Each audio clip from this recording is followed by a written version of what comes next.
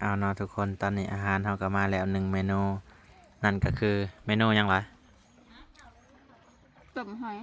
ต้มหอย ขี่กระต่าย ต้มหอยขี่กระต่าย กับข้าวเหนียวกับมาติบหนึ่งนี่เลยพี่น้องอันนี้จะเป็นแจ่วน้ำจิ้มหอยเนาะเดี๋ยวถ่ายอีกเมนูหนึ่งอีกเมนูหนึ่งเมนูหยังไง ต้มสมปลาคอ ต้มสมปลาคอใหญ่โอเคเดี๋ยวถ่ายเบิ้งน้ำกันพี่น้องถ่ายหน่อยหนึงเนาะถ่ายเบิ้งต้มปลาคอเบิ้งทรงไปอยู่ทางหลังคือจิถ่ายบ่ได้ละ ครับ นิ้วเข่าอ่ะ นิ้วขาวทุกคน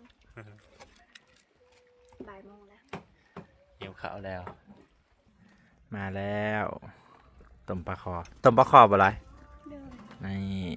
ปลาพี่น้อง มันนี่ได้บ่ล่ะ ถ้วยเบิ่มเทิมเลย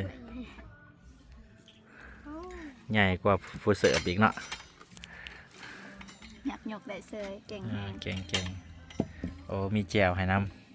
ำปลาตัวเบิ่งจากแจวพี่น้องเห็นแจวน้ำลายไหลล่ะมาเด้อต้มสมปลาคอปอตอนบางใหญ่เบิ่งสิขลนคนเคให้พี่น้องเบิ่งเด้อปอบางใหญ่พี่น้องผู้ปอหอมอันกินอันผักกระแยงผู้พี่น้องขนาดหางก็ยังบางใหญ่ล่ะโอ้สุดยอด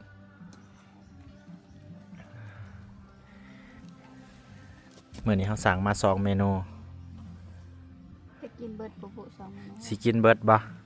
บุเบิดก็หอม ที่ว่าเจ้าเป็นผู้เลือกเบิด2 เมนูบ่หรือไอเลือกอันหนึง เฮาเลือกเบิดเลย น่าแม่นลูกอ่อนเลือกเบิดเลยพี่น้องรู้สึกว่าปากขี้ใหญ่กว่าท้องบ่แม่นลูกอ่อนลงมือบ่ มาลงมือพี่น้องพุ่นนะบักใหญ่เลยถ้วยบักใหญ่บ่เริ่มเทิม หักสิใส่ส่วนกลางทุกคนเพื่อกินบ่เบิดเลยมันสิได้บ่บูด สงสัยวางแผนสิมานั่งนอนตูดอยู่นี่ได้ดิเนาะ แม่นเพิ่นมีหมอนให้นอนนำเด้อ สดด้วยฮะ นะทุกคนที่จริงเพิ่นว่าเพิ่นต้มใส่หมักพริกน้ำเนาะแต่ว่าเอาแบบบ่ใส่หมักพริกมันกินพริกบ่ได้นี่ ระวังร้อนนะ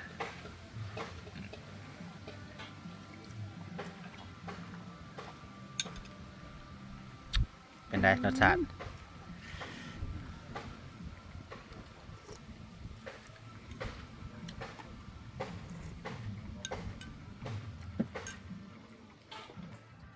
แซ่บปะ แซ่บหอมสมุนไพร เออ หอมข่าหอมเคียงอุ๊ยบ่ข้าว อ่า เนื้อปลากระวานปลาสดๆเพิ่นเอามาเฮ็ดนะ ถือว่าแซ่บเด้อพี่น้องเด้อใครอยากลองมาก็ลองมาได้เนาะอยู่หน้องเต่าอยู่นครไกรสอนพรหมวิหารซื้อบ้านพลซิมเนาะ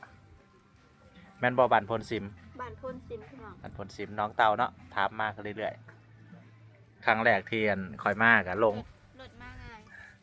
รถมาง่าย ใหญ่นะรถมาง่ายเพราะว่าเพิ่นเฮ็ดทางยางลงมาจนฮอดอันน้องเลยเนาะในทางแดงหน่อยหนึง มีทางยางตั้งแต่สวรรค์เนาะนครไกรสอนมาหอดผีเลยเนาะถือว่าถนนทนทางก็สะดวกสบายพี่น้องมีทางยางมาหอดผีเลยมาหอดหน้องกึกเลยเนาะเอาฝากไว้สำนีเด้อพี่น้องขอตัวไปกินต้มปลาคอใหญ่ก่อนเนาะบ๊ายบายเลย